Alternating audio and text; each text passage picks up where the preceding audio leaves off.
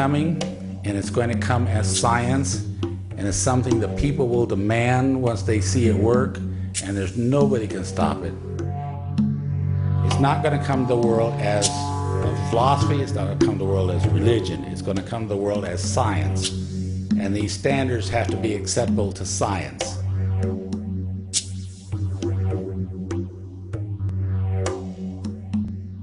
It's about getting out to the general public.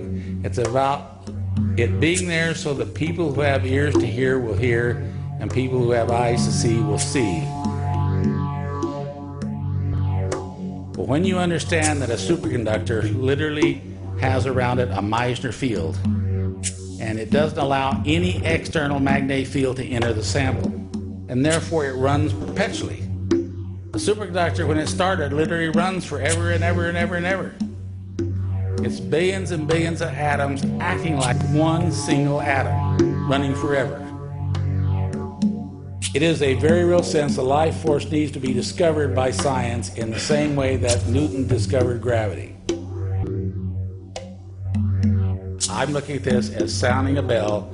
The school is about to begin. Our family was involved in agriculture for years, and I was a cotton farmer. I had built my business up in the 1960s and 70s. We were actually farming, extensive land holdings in Yuma Valley and in the Phoenix area. The total operation that the family farmed was about 7,000 acres, and it was primarily cotton. But I got involved in a farm down in what was called Agua Caliente, Arizona, which is actually in the Arizona desert, out between Gila Bend and Yuma, right out in the middle of the desert. And it actually got its name from the Agua Caliente hot springs right there at the mountain next to my farm. They have a hot springs, an old resort, where in the 1920s and 30s the railroad trains would have to stop to get steam water for the steam engines, and they actually had a resort there where the tourists would get off and go bathe themselves in the hot springs and rejuvenate their bodies, supposedly. Well, I had a 1,200-acre farm that I bought down there that had really serious problems with what we call black alkali. There were several fields down towards the Gila River that were really serious black alkali. And this looks like chocolate in the soil. And for you people back here on the eastern part of the United States, you have no idea what I'm talking about because you have the opposite problems. But it's a chocolatey, crunchy material that's actually salt that builds up on the tops of our soils. And when you plant, like for example, cotton, the cotton will actually germinate and get up about 5-6 inches tall and just will be stunted. It won't grow any further. And you put water on the soil, and the water just beads up and stands on the soil as if there was actually oil in the soil. It will not go into the soil itself well and be retained in the soil. So at the time, years ago, there was a big copper mine down in Ajo, Arizona, just south of Agua Caliente, and they were giving away sulfuric acid if you would come down and pick it up. And so I was paying truckers to go down and haul truckloads of 93%, 92 to 93% sulfuric acid. Okay, but a little does a little good, a lot ought to do a lot. There was actually so much acidity, and of course sulfuric acid, when you say 93%, it's not really as corrosive as it is at like 50 or 60% because it doesn't have water. But you inject it in the soil, and then as you start irrigating that soil and the water would go across the ground, as it hit the ripper marks where the sulfuric acid went in the soil, you would see frothing and foaming and sudsing as the water was going across the field. And this was my first introduction to actually making soluble salts. Now what we were doing is taking black alkali and adding sulfuric acid and making sodium sulfate, which then now is considered a white alkali, which then is water soluble and will leach out of the soil root zone of the plant. And then you can irrigate it and wash it out. It's kind of like the analogy of putting soap on your hands to get the grease off. You can keep running water on there and it won't get the grease off, but if you put a little soap in there, now you can get the grease off. Well, that's what was happening when we put the sulfuric acid on our sody ground. Then a few years later, got involved. We actually had Jimmy Carter become our president, And he was just like the president we have today. He was really a fellow that thought you could just spend and spend and spend and spend money. Fortunately, his idea was tax and spend, and the current president says spend and tax. And so, but one of the problems we were facing was tremendous inflation was going on at that time. And we were looking at 10% inflation every year. The cost of everything every year is just going up dramatically. And people knowing this was going to happen were thinking this was going to happen in advance, so they were pricing everything higher and higher all the time. And I got involved in thinking that it was possible that I could go into gold mining. Now, this is just a whim. I never intended for this to have to make money. I figured I had Caterpillar bulldozers, I had earth movers, I had road graders, I had front end loaders all on the farm anyway. And so I had the equipment, I could go up and start moving ore.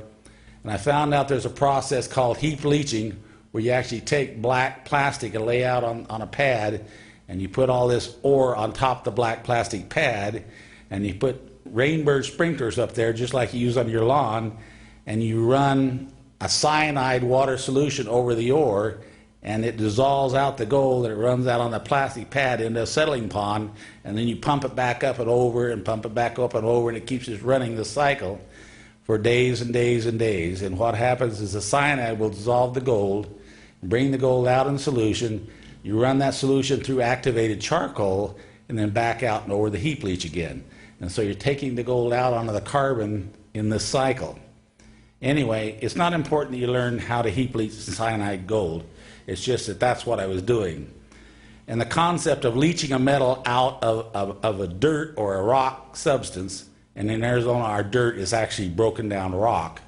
We don't really have topsoil like they have around here in these soils. And so it was just seemed the same thing to me. It was really natural that I get involved in this.